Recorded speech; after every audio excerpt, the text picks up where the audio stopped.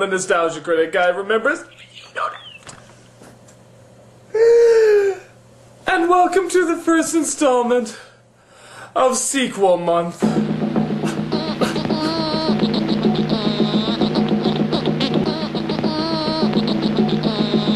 All through the month of January, I had to review terrible, terrible sequels to movies I've already looked at. And if these sequels are anything like the movie I just saw, I am in serious shit, man! Serious shit!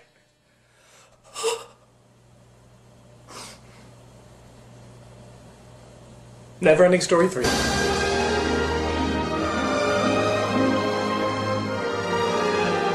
I mean, this is anus scum. Literally fresh from the ass anus scum. This is one of the worst slaps in the face to a really great movie since the last slap in the face to it! But give Neverending Story 2 some credit, it wasn't this. This is the Mortal Kombat 2 of sequels, the Batman and Robin, well, it's still bad! It's one of the worst sequels to a franchise I have ever seen, period. This is the movie. These are the notes of things that are wrong with the movie, so as you can imagine, there's a lot to talk about.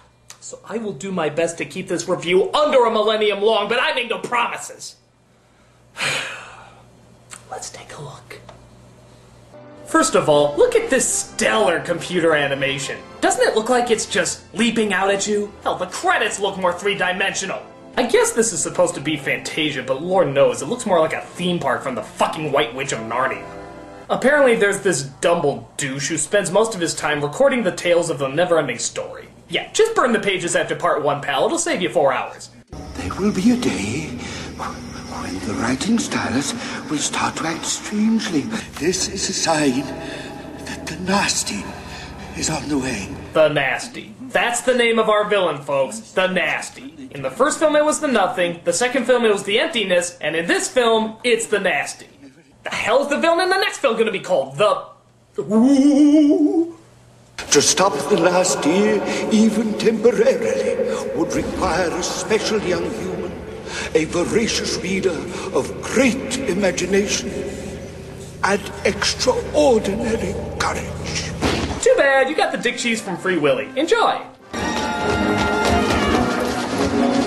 He's being chased by some bullies and hides in the school library, where he comes across the librarian from the first 2 films, played this time by Freddie Jones. Yeah, is it me or do they always meet this way? Mr. Coriander, don't you remember me? Bastion Balthazar Bucks. Bastion? What in the world happened to you? They changed actors twice. The Neverending Story. That is strictly a reference book from now on, and must not be taken from the library under any circumstances. That's why I left it out in the open for anybody to steal. Seriously, I should take better care of my books! So he looks in the book and sees his story as once again being told through the text. Apparently his dad got married to a divorcee named Jane Baxter. Jane's house was more suited for a family of 4. Which for Bastion meant a new room, a new neighborhood, and worst of all, a new school.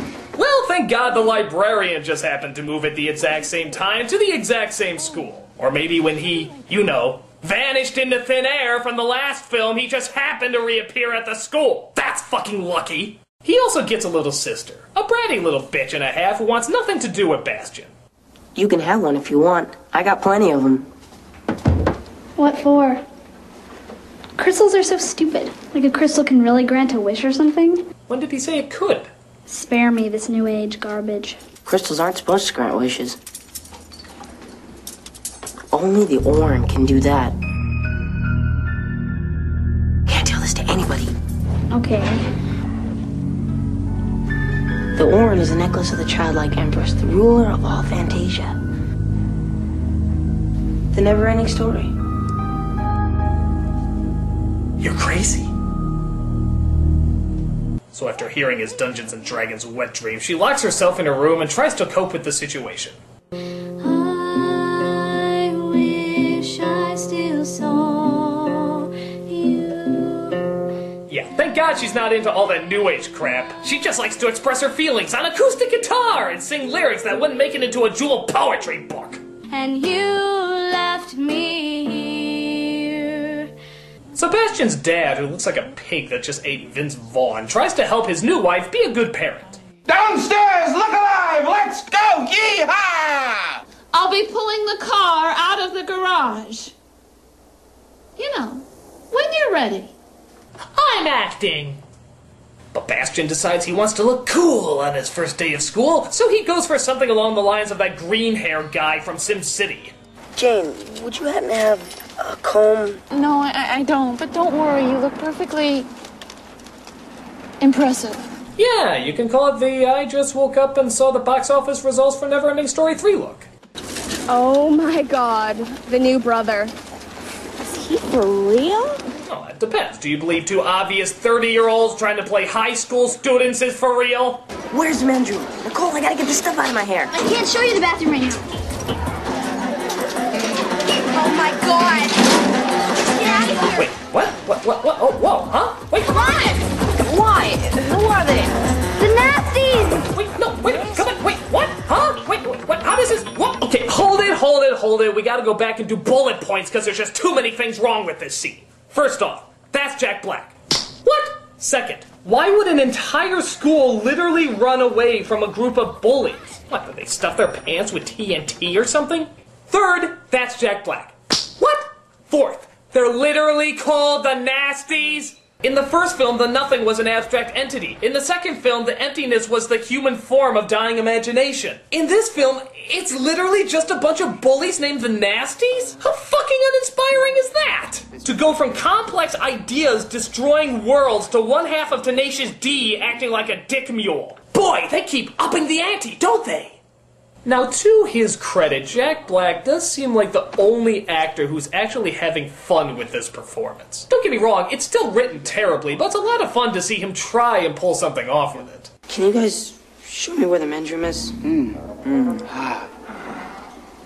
Well, I think it'd only be right we personally escort you to the men's room.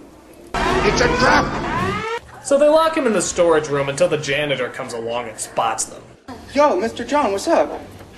How many times are you dweezels gonna repeat the 12th grade? Also, that's why half the high school students look like they're in their 20s. Principal said the next time he catches you down here, he'd have you all expelled. Sebastian knocks on the door and tells the janitor what happened, resulting in them getting expelled. Which leads us to where the story left off with Bastian finding the book. Kinda weird that he read all the things that he already knew happened to himself. But the bullies find him and continue to chase him down.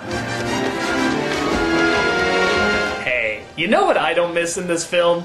Fantasia. I don't miss it at all. The other films would have gotten there by now, but this film feels that taking its time to show us how teeth-grindingly boring our main character is much more important. Hell, the name of the flippin' film is Escape from Fantasia. They should have called it Trying to Get to Fucking Fantasia. Hell, take back Fantasia! It's my story, and I say I return to Fantasia to escape the Nasties! What the hell? That's your transporting effect. You'd be lucky if you didn't get a seizure traveling that way. I want to go to Fantasia now!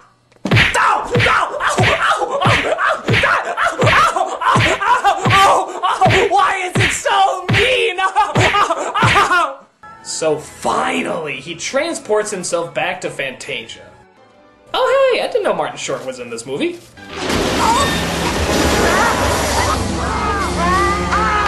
So he comes across the gnomes from the first movie, who are now Irish for some reason, as Jack Black continues to try and find Bastian.